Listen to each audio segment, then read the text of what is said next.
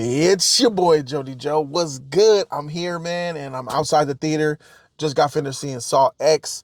Jigsaw is back. This is the 10th movie in the series, and he's back, bruh. And I gotta show up, man. First thing I want to say, this is gonna be a spoiler-free review until I get to the end, where I'm gonna give a little spoilers, bro. And I'm not gonna spoil a lot. I'm just gonna spoil how I feel about the ending. First things first. This movie was fire. The tension was there. The trap, this movie wasn't really about the traps and the setup as much as it's about the actual story. This is the most story driven Saw movie, bro. This is the most cinematic Saw movie. This is like, it's up there in terms of like some of the greatest Saw movies, like as far as the narrative and the story is concerned, is really hitting on a high level. It really gets you invested in these characters. It gets you invested in Jigsaw that much more because you get backstory about him. And for the first time, out of watching almost all of the Saw movies, for the first time, you get the perspective of Jigsaw and you're rooting for the people that are in these traps to die. In this movie, he is the protagonist and the people in the traps are the antagonists. I ain't lying. I was actually rooting for these deaths, and it might not seem like that much of a big deal, but when you really think about it and when you experience this movie, you'll realize as you're watching it, like, holy freak. Before, I've been seeing all these traps and I've been being amazed by them. I was thralled by these traps for all these years. But now I actually want these people to die. Like, I'm not rooting for them to get out. So they did something genius, like get the audience behind these traps. So even though these traps aren't the best, by far they're not the best or the most clever or innovative. There's something else that's propelling them to be more awesome than ever because of the narrative and the story and the reasoning behind it. And that's fire, I gotta tell you, bro.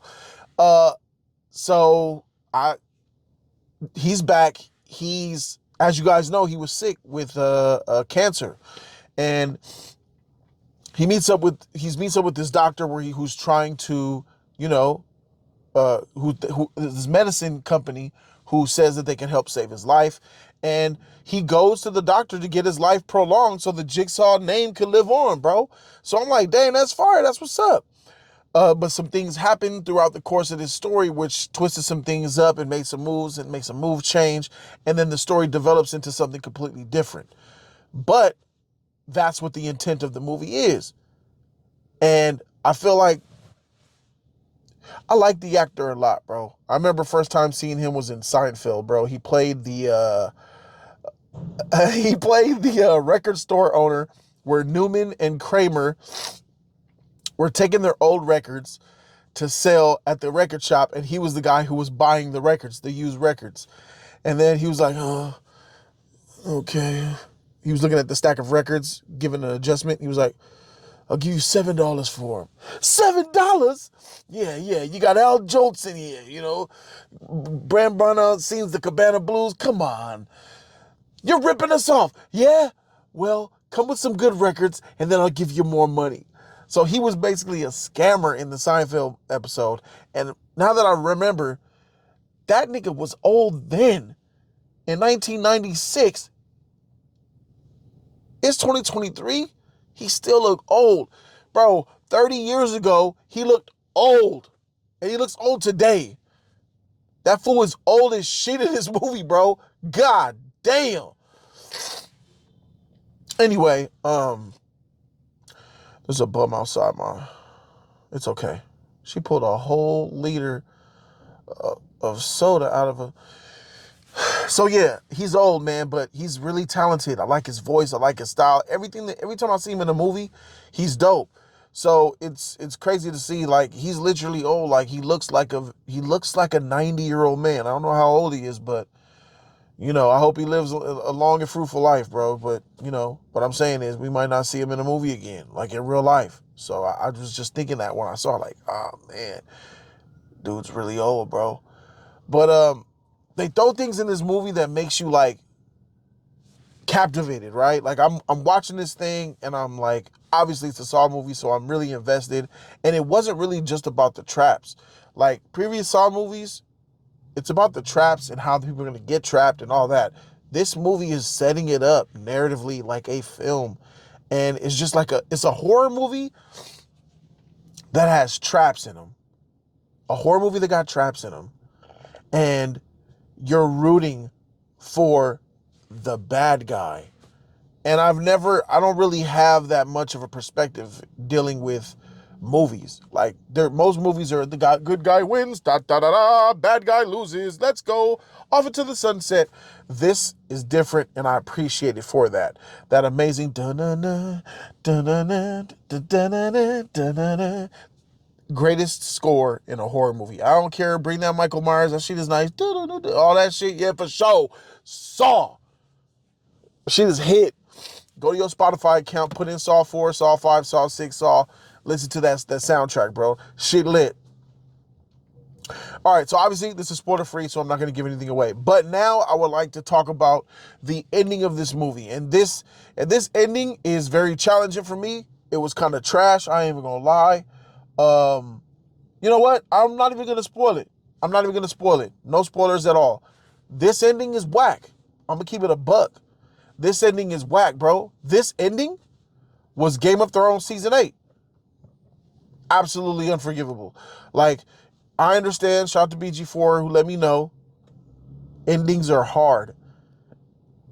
And I'm realizing that more and more and more as the more shows and TV and movies that I watch, that people could set up and make a good movie, but they have no idea how to end that hoe. And this was shaping up to be an A movie, maybe even an A+ movie, but no, that's gone.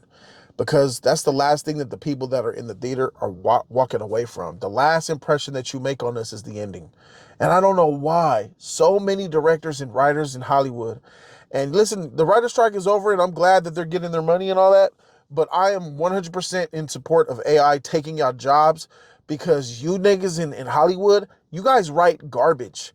Too many, some of you do.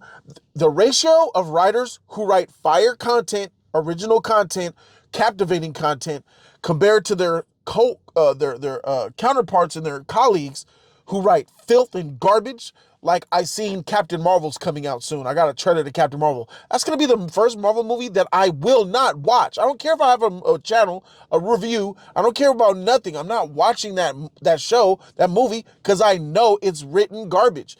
I'm not doing it. So the people who are writing fire, for every 3 people, for every 1 person that is actually a good writer in Hollywood, there are 72 garbage writers. So understand that if AI is able to do a job better than y'all, I'm for it. As the customer, it's nothing personal, but I'm about getting better movies. And now that this writer strike is over and you realize AI is knocking on the motherfucking door, like the FBI at 6 a.m., maybe you guys will take your jobs more seriously. I hope you do, because I'd rather humans write my content than AI. But if I get the best, I don't care where the freak it comes from. That's just keeping it a buck. With that being said, this ending is dog shit, bro. And it drops this movie a lot for me. I ain't even gonna lie. I think that still you're gonna get a good time. It's entertaining, engaging. The lack of the traps being so sophisticated and awesome is a little bit of a downer, but the narrative and the story is what makes those awesome. Some things transpire in the end where you're like, man, I understand Jigsaw's that dude, but there's no way he's that dude. Like, the way stuff happened in the end, like, I was asking myself, like, how did you predict? How could you think? How could you think? How could you have known that was gonna happen? You know, like, even in the realm of fantasy, come on, you're OP now. Now you're a comic book villain. And they try to explain, like, no, it wasn't supposed to go this way, but it went that way. And the very end of the movie is why I'm really upset. Like, the very last scene of the movie pissed me off. And the last 5 minutes was just bullshit.